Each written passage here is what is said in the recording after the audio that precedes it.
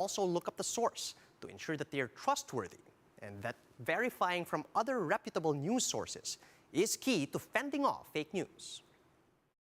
Pag medyo leading or inflammatory yung tonality or yung angle ng news, that's something that we need to be skeptical about. You want to have a very well-rounded media diet. We need to be looking at, are other people saying the same thing? Can we see na parang, oh, it's confirmed by other more legitimate and more traditional news sites as well. After visiting Cavite and San Juan, Senator Ping Lacson is campaigning in Davao del Norte and Davao de Oro for the next 2 days. To give us the latest on this, we have Jem Avancenia now joining us live from Panabo City in Davao del Norte. Good morning, Jem. Could you tell us what you're seeing? What's the situation looking like so far? Charles, presidential candidate Panfilo Lacson and his running mate, Senator Tito Sotto, were mobbed by their supporters as they arrived here in Panabo City Gym, Davao del Norte. They were also welcomed by some supporters as they entered the province. And as we all know, this province was the turf of Partido Reforma Chairman Congressman Pantaleon Alvarez and its Secretary General Davao del Norte Governor Edwin Hubay.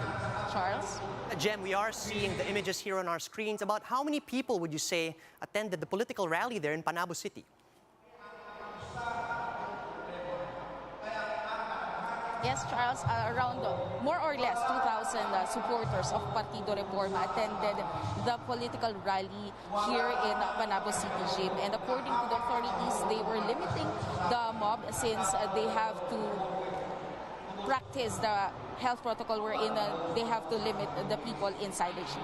Charles? All right, Jem, could you tell us which members or who among Lacson Soto's senatorial slate are currently present?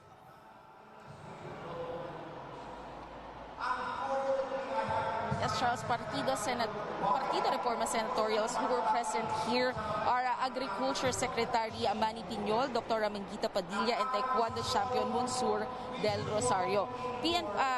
Former PNP Chief General Guillermo Eleazar wasn't able to attend the political rally here, but he sent a video message to his supporters. Charles?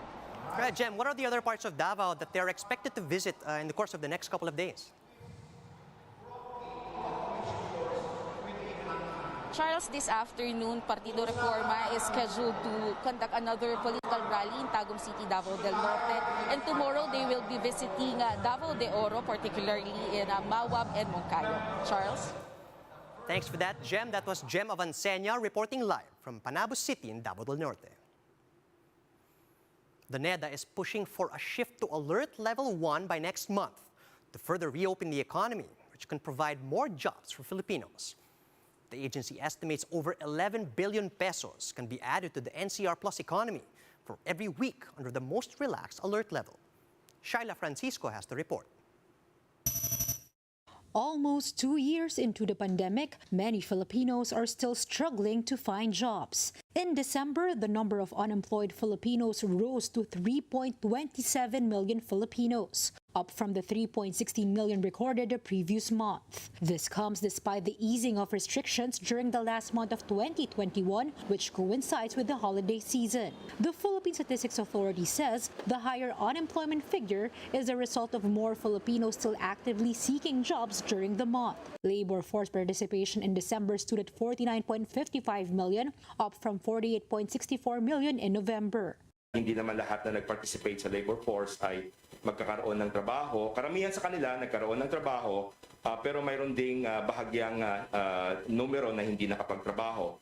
Presidential Advisor for Entrepreneurship Joey Concepcion is now pushing for a shift to the most relaxed Alert Level 1 by March to help the economy recover, which in turn can help create more jobs. This comes amid the Octa research projection that new infections will drop to 1,000 to 2,000 per day by the end of February. With the further easing of restrictions, Concepcion says Filipinos can help rebuild the country by engaging in economic activities such as dining out and going back to work. Carinderia owner Ferdy agrees to this. While he wants to rehire 3 staff members that he had to let go because of the pandemic, he can do so for now as sales remain low.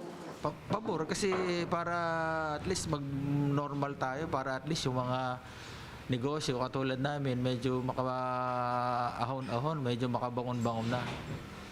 Oo, kasi talaga tagal na ilang taon na Kung ang tanong, yung nakabangon, hindi pa rin. Kung ang sales ang pag-uusapan, yung 100% namin dati, yung sa 100%, mga nasa pa rin mga nasa 30 to 40% pa lang ang sales. The NEDA estimates NCR Plus to gain 11.2 billion pesos weekly in case the area downgrades to Alert Level 1 next month. This also translates to jobs for 191,000 Filipinos. Every week that we move from one alert level to another, we incur a loss or a gain. Fortunately, we did not see the need to shift to alert level 4, which would be very bad for the economy in 2022. What we did was to move away from stringent quarantines to more targeted ones and manage the risk by focusing on the closed spaces, the crowds, and the close contacts, and using granular lockdowns. Moving forward, NEDA is recommending to change the metrics in deciding on the alert levels as the country shifts to an endemic mindset. Instead of total cases, the country could consider severe or critical cases instead as main basis, especially as more and more Filipinos are getting vaccinated. From total deaths, it may also be better to look at case fatality ratio according to the agency. This is important so that the rise in case need not lead to an ECQ or alert level 4 or 5. For now, the government is confident it could hit its economic growth target of 7 to 9% this year. Shaila Francisco, We Are One News. And those are the top stories at this hour. Join us again later at 2 p.m. as we continue to monitor the day's biggest stories. You can also catch One News on the Signal Play app. Register for a free account at www.signalplay.com so you can stream One News live anytime and anywhere. I'm Charles Lejano. Mask on, wash hands, and stay safe, Philippines. We are One News.